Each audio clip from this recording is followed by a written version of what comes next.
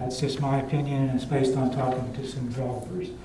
So I'm not sure why the city should be giving incentives to the developer to do what he should do on his own.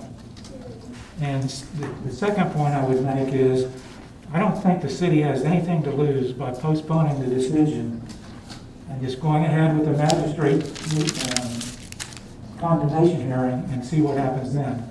I can't imagine that anything that would happen then that would say the developer wouldn't want this agreement regardless of what happens. But I can imagine some results of that meeting that might hasten the tearing down the building. So that's pretty much where Thank you, Councilman Brennan. Floor to someone else that wants to talk. I'm going to go back to Attorney Carey.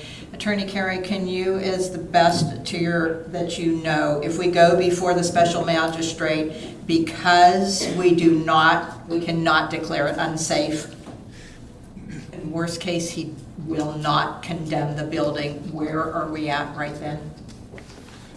So how we are where we are is essentially we had a special magistrate hearing scheduled for tomorrow. Because this hearing, we decided to do it as a special meeting instead of part of the regular meeting. We delayed that by a week, consistent with. So August 25th.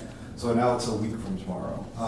And we're prepared to go to the hearing if necessary, and try to get a judgment from the special magistrate to condemn the property. Condemning the property does not give us title or ownership or any other rights under the property, except that we can declare it condemned and then force the developer to do some modifications to bring it up to code. And then ultimately, the special magistrate, even if we get a decision in our favor, would almost certainly give the developer time to remediate the deficiencies.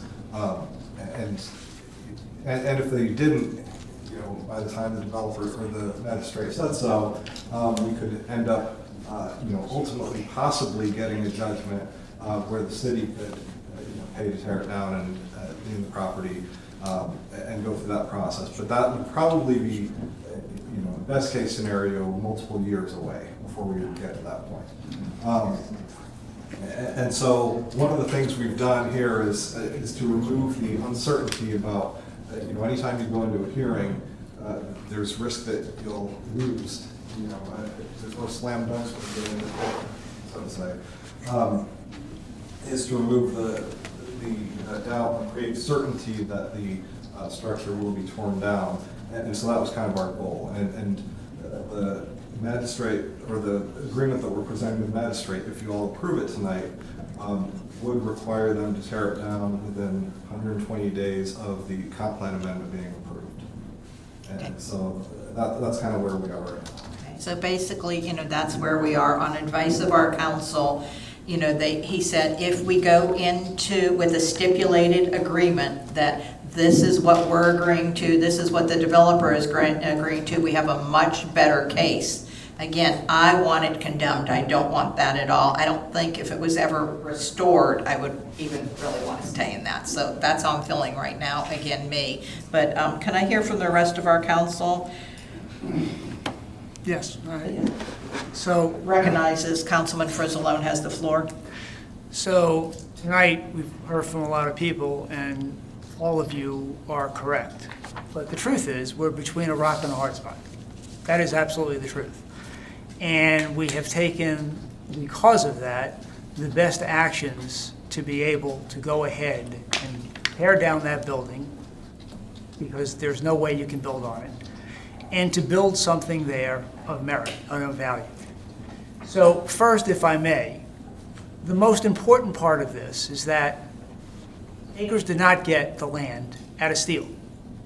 That would be wonderful if in fact they would have bought this in foreclosure for a wonderful price point, of which they would have no issue whatsoever to come to us for, well, anything. But the fact of the matter is that they inherited this property from J. Moore. They lent them money. J. Moore spent, I'm not going to use any words that are derogatory to them, but The property that was given to Acres was $18 million is what they paid for that property. 18 million. So the hotelier in the back, you can raise your hand, you are 100% correct in what you said.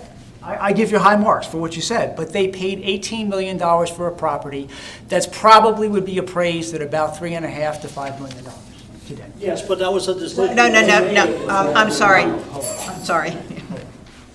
So they have this property of which, in an appraisal, they've overpaid for that property, and so they are trying to work with the city to come up with increased density, to be able to build more condos and to be able to build more rooms, to be able to make money and at the same time build out the city and the north end for us. We have, because of that, and the second part of it is this young lady right here, can you raise your hand in the corner right here, who also brought up a phenomenal point that says, and this gentleman here, who brought up a phenomenal point, tear the damn thing down. That was the message, loud and clear. Tear it down. And we tear it down. It's still their property. There's nothing we can do. It is their property. They own it lock, stock, and barrel, and if they want to run the clock out for the next 50 years on us, so be it. We get nothing. Nothing from nothing is nothing. So what we have done is put, and Joe Hopkins is there, we've worked on with Joe on Oceans 25, and Robert Merrill's here as well, their attorney. What we have done is we've held their feet to the fire by saying to them, we understand what you're up against, but we're sick and tired of looking at the eyesore. And what we want you to do is tear it down, and if we give you these incentives, we will, in fact, have them tear it down within 120 days. And so you ask about a bailout and incentives. There is no bailout here because there's no money coming out of the city's pocket. You are taxpayers. All of you are taxpayers. Here's a bailout, the 2008 financial crisis, of which we spent trillions of dollars of all of our money to bail out the banks. You want another bailout is the pandemic, in which we've got $40 billion a month going out for treasury bills to help the economy. We're paying for that.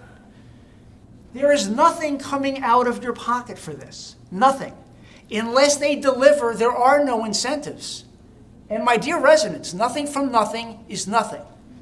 The city did a marvelous job, given the cards that are dealt, of holding Joe Hopkins and Robert Merrill's and Acres' feet to the fire, and at the same time giving them the room to be able to build Treasure Island out, which is going to be a marvelous project. They've got Concord as their developer, who is the leading franchisee of the Marriott Hotel. That's who they've brought to the table. So given the cards that have been dealt, this is by far and away the best deal for the residents of this city, and you've got to give high marks for the city for negotiating this, our legal team, as well as City Manager Booker, Kurt, Stuart, and Fred, and the mayor for jumping in at the end to ameliorate the situation as well. We want what you want. We understand your frustration. But at the end of the day, I think I've done a terrific job displaying what we're up against. And given the cards that have been dealt, this is by far and away the most productive way to build out Treasure Island and get what we all want, and that is that eyesore removed. Thank you, Councilman Frizzolo. Councilman Clydes, do you have anything you'd like to say? Yes, I do. Okay, Councilman Clydes has the floor. I was able to take notes while each speaker came up, and actually, Councilman Frizzolone said it pretty on point. It's a intelligent, fully informed decision that we as a city are trying to make for the benefit of the city. The consequences fall upon our citizens, and of course, they reflect the decision that we make. You know, Mr. Peterson said you're throwing dollars away at developers. No, what we're doing is we're giving incentive to have action. It's been sitting, but now there's an opportunity where it has defaulted to someone who has a lot of money invested. They have to make a business decision. What are they going to do? They're going to sell it? They can't sell it. They paid too much money for it. So what they are doing is, they're coming to us and say, okay, we've made a decision, we're gonna go forward with the development. What can you do for us? And it's been a back and forth. And you gotta give kudos to city staff, because they're pretty sharp business people. So we're giving them incentive to renovate or demolish an eyesore. And you have to enter into these stipulations to move it along, to get this activity going. The lady that came up that was concerned about the setbacks and the traffic and the crime, all legitimate concerns, but we all don't have that crystal ball. I can tell you one thing.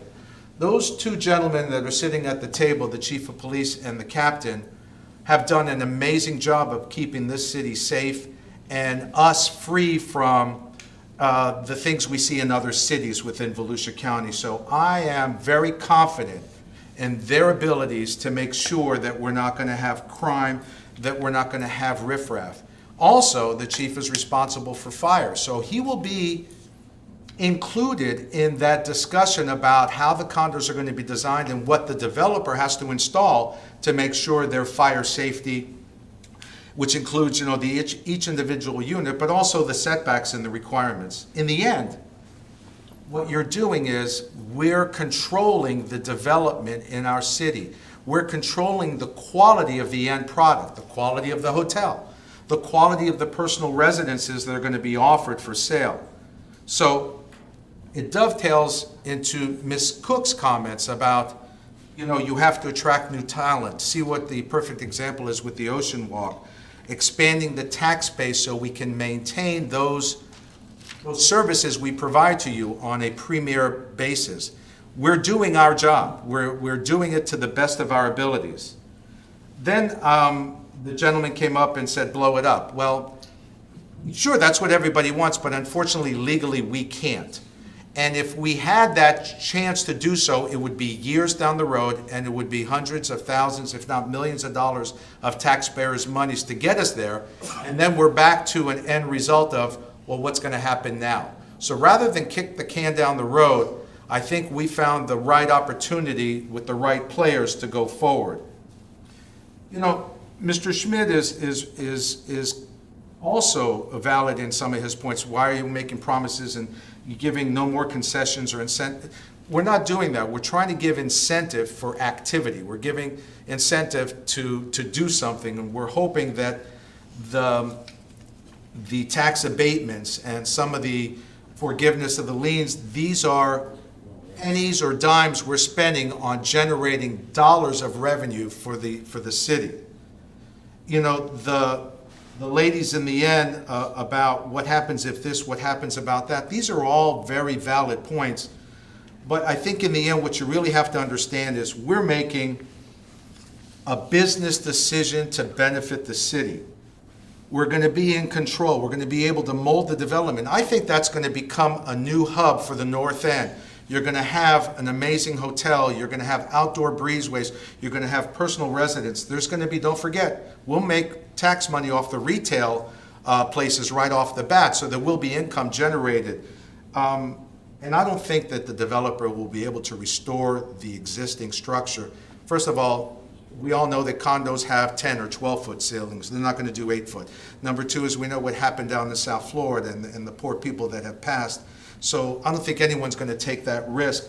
Plus, I think it's going to be cost prohibitive. So I think in the end, what you really have to understand is we had an excellent presentation. We have respected attorneys and engineers that are representing these people, and now we have people who are the players, these Acres Group, who have a vested interest in making this a successful project. They need some incentives, but based on the presentation that our finance director gave to us, I'm committed to make that vote so that they can go to the next level. And then the one gentleman said, well, what's it going to look like? What are they going to do? We'll see all that as they come. This is just the first step. And I think this step is a smart decision because there's no guarantees what could happen tomorrow, and you don't want to let it go. You've got this one chance to catch the lightning bug, and put it in the jar and make it glow. And I think we have that chance now. So I'm hoping my fellow councilmen will vote with me in saying, yes, let's approve this settlement agreement. Thank you, Councilman And Plinas. I'd like to Before we have the floor, there's just one other thing that I want to say. I was involved in these negotiations, and I don't want you to think by any means that we gave in to every demand that they asked. There was several things that they asked about. I said, no way, there's no way.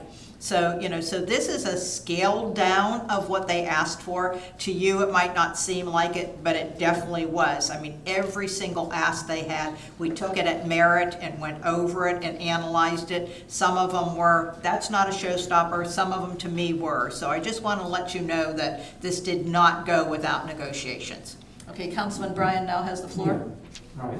I mean, I can count votes, and I know how this is going to go, but I would like to say that the fact that acres play a bad investment is not the city's problem. And number one. Number two, the message we're sent, when I talk to developers, they're not against the development agreement. They said, fine, we would like to have those concessions. We want to build a building. We're going to ask for those concessions. So we're not setting a legal precedent, but we are setting a political precedent that people are going to want the same concessions. The other message we're sending to people, if you want concessions, you either buy an eyesore or create an eyesore and threaten to keep it there, and the city will give you whatever concessions that you want. So, Madam Mayor. Yes, Councilman Frizzolo now has the floor. Richard, that's absurd, what you're saying. I mean, the hold on a second. Councilman Hold on a Frizzolo, second. Councilman I have the Bryan- floor. Councilman Brown, you don't have the phone. You're suggesting that we're going to give incentives to anybody who fails.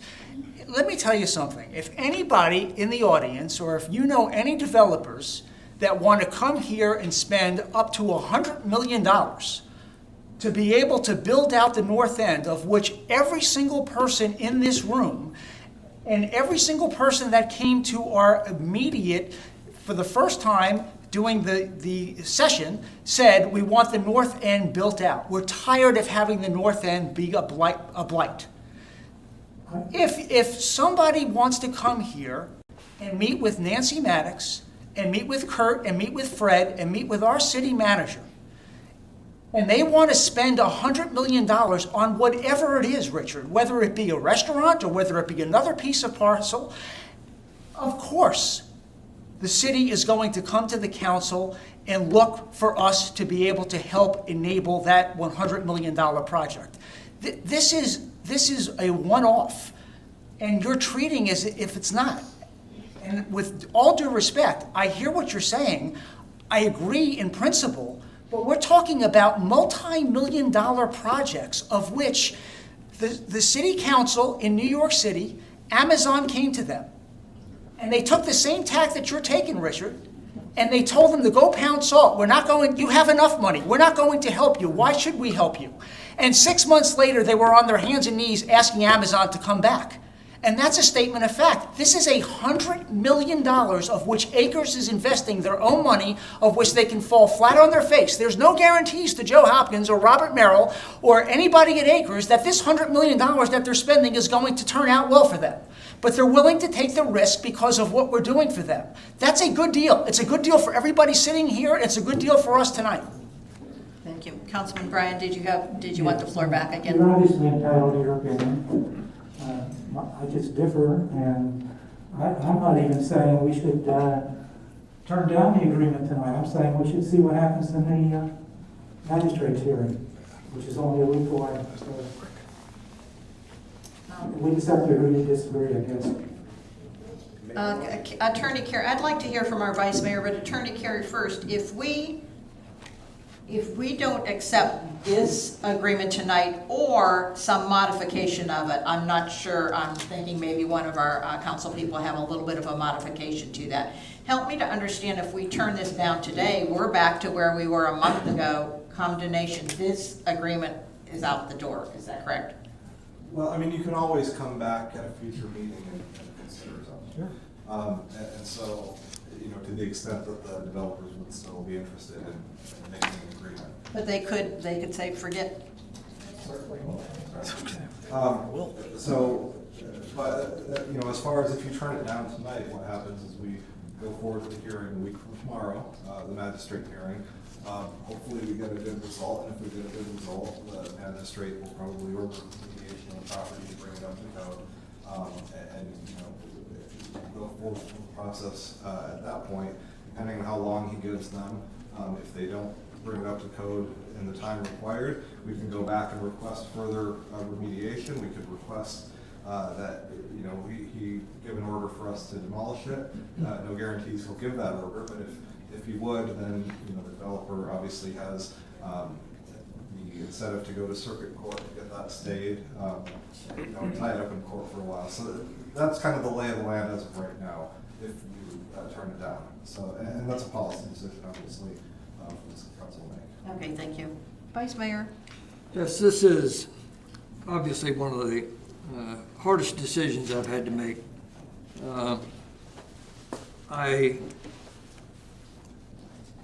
I'm pro-business. I've always been pro-business. I had my own business for 30 years.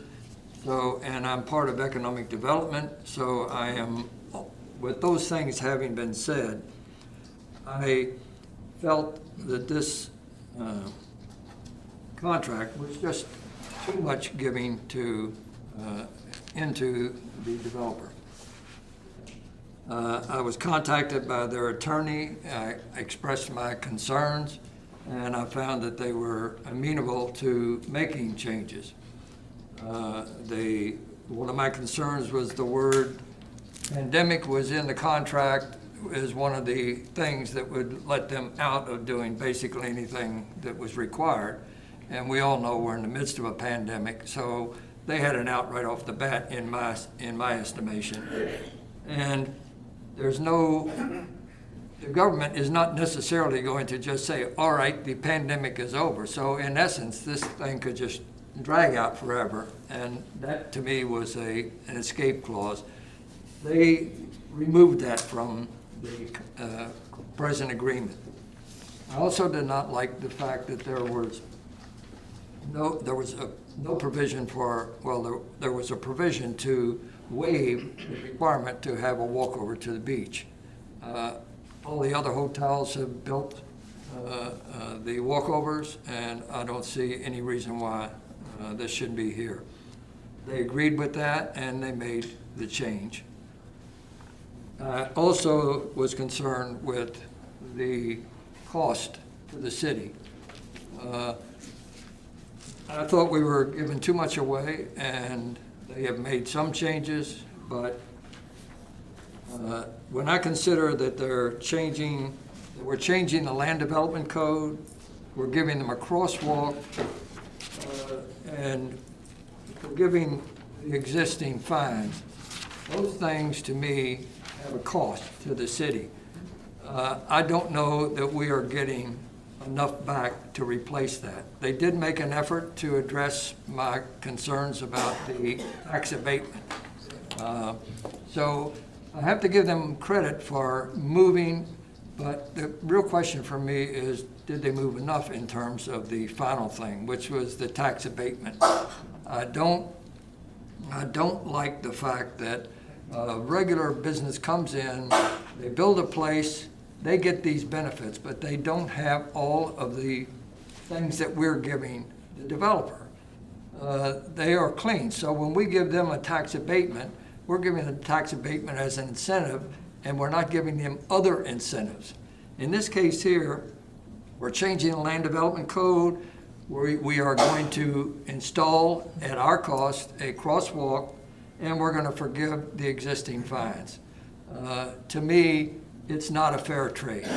So if they went back and we did something with the tax abatement, I might reconsider. But at this point, I just think that the city is giving away too much and not getting enough in return. Having said that, if I could push a button and make this project happen, I would push that button because I think it's a major advancement for the city. So I don't know if we have to go back to the drawing board or what, but those are my thoughts.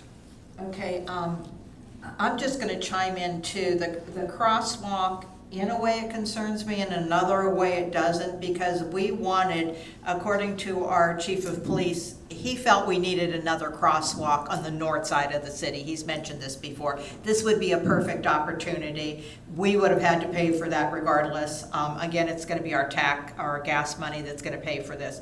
That's not a real big concern to me. But in the negotiations, I thought it was too much on the tax abatement as well. So John, are we at the point, I know I can't make a motion and we still have a motion in a second, but if our vice mayor wanted, could we at this point accept as is, or could we say accept with this amendment? And could our vice mayor add in a amendment for the ATR that would work for him? Or where are we at right now? So you can, you have a motion and a second on the floor. Yes. So procedurally, in order to offer an amendment, the member that has offered the motion and second would need to either, rescind their motion, or you need to vote on it, and then have it sit on that motion. And then if the vote for the motion and second fails, you can have another motion by presumably the vice mayor, which could request or condition the reduced ATR. And you could certainly approve the agreement with the reduced ATR. The issue is, we don't have obviously a guarantee that the developer would sign off on that. And my understanding is that they would need their board to approve that. And so I defer to the attorney for the developer on that. Madam Mayor, may I speak? Yes. Councilman Politis now has the floor. Being an attorney in my career, I deal with these types of scenarios all the time. What we need to understand as a city council is this is a culmination of cities' negotiations back and forth with the developer. And the city manager, the finance director, everybody who was involved, they have my support. But this is their recommendation. You have a recommendation from staff that this is a good end result for the city. So I'm going to vote yes, but I want you to know it's a yes or no. We can't negotiate here. If you go to the hearing tomorrow, there will be consequences that you have no control over. And they will now change the roles of both parties and their power and their strengths with regards to negotiating. You may lose what you have. You may win and get more later on. But hear me out. When the finance director did that proposal, I took a lot of notes. And the math makes sense to me. In the end, the millions of dollars that you fill in the coffers of the city to help fund the resources way outweighs the monies you're going to give up now in the lien that you're going to forgive and some of the other incentives. So as a businessman, but also as an attorney, I've seen this settlement agreement. I reviewed it. It is a good opportunity for the city to accept, to allow a high-end quality developer to come in here and put something you're going to drive by and say, wow, I really love being here. And I'm proud of my city. So understand, we can't tweak this. This is all the end result, the culmination of their efforts. So I'm hoping that you all will agree with me and vote in favor of it. I think it's a good deal. Thank you. Assistant City Manager, did you have anything else you want to add? I just want to make one clarification about the ATR that I think could help put people's minds at ease. The ATR is going to require, if it's a $100 million project or a $120 million project, it requires acres to invest in our city and complete the project before they ever see a dime. So we're asking them to invest $100, $120 million into our city, and then we say, we might give you up to $2 million back of money that you're going to pay us anyways. We're not taking from the other citizens to pay the ATR back. We are giving them their money back to help with their initial investment to improve our city. I don't know that people understand that about the ATR. It's an investment back in ourselves. And so I felt I needed to step up and clarify that it is, yes, it is money back to them, but one, it's their money back, and it's a rebate on their huge, huge investment that they're making in the city of Daytona Beach Shores. Kurt, I had one other follow-up question on that, and this ATR would not be exclusive to Treasure Island only. When we came up with the economic development plan, was that not one prong of it that someone else could? Yeah, I guess. The ATR was one of 3 provisions that we had created in our economic development ordinance. It's open. There are restrictions on it, but it is open basically to any property within the economic development ordinance called out an area that is defined in that document, and so it's not like a residential property may not be included in that, but yes, it's open to anybody. If I may, Madam Mayor. Yes. I- Councilman Again, Frizzolo now has the I'm a floor. little astounded on the dais tonight with my 2 councilmen to the right of me. We have a situation with Oceans 25, which has been a phenomenal success so far. They've done a marvelous job. And we gave them an incentive of a 10% rebate on our property to be able to develop this. And their total of investment was $5 to $7 million. That's what they spent building. And we gave 10% as a rebate to them, $800,000, once they closed on the property without even having to do one piece of construction. And here we are with a company who's sitting there to our right, who's about to spend somewhere in the neighborhood of $100 to $125 million in this city, of which we are going to build out the north side, which brings restaurants, it brings pubs, it brings wine bars, it brings boutique shops, it brings tourists, it brings people into the shores who are going to spend money. That lowers your tax base. We're sitting here worrying about giving them money when we don't have to give them a dime until after they build out. We do not spend 1 penny of our money, 1 penny of your money. It's your money. And we are supposed to be and are good stewards of your money. You don't pay 1 dime to Acres until they build out the hotel and build out the condos. It is after the fact. And I can't make that clearer to you. Kurt did a marvelous job by saying, we are investing in ourselves. They must go first. They must walk the plank. They must go first. And then we come in after. There's nothing up front. And I can't stress that enough. And Kurt did a marvelous job, and the city manager did a marvelous job. Fred Hyatt did a marvelous job, and Stuart Cruz is sitting there very quietly, did a marvelous job of making sure that they go first and we put their feet to the fire before we come up with dime one. This is a company who's spending $100 million. They're not opening up a small restaurant. They're not opening up and building a home. They're spending $100 million. And this council, all 5 of us, ran on the platform of building out that north end. This is our shot, folks. And it costs us nothing. It cost us nothing until Joe Hopkins does a good architectural job on the hotel, the comp plan gets improved, and they go out and they start building it. This is a marvelous deal for you. I can't echo that enough. And the city staff has done a marvelous job. The city manager, Kurt, Stuart, and Fred have done a marvelous job killing themselves with John Kerry negotiating this. And again, with the mayor, God bless her, ameliorating the situation as well by jumping in at the 11th hour and making this happen. This is a good deal for you, folks. It's a very good deal for you. If there's no other comment, any other discussion before we take a vote? Take a vote. Sherry?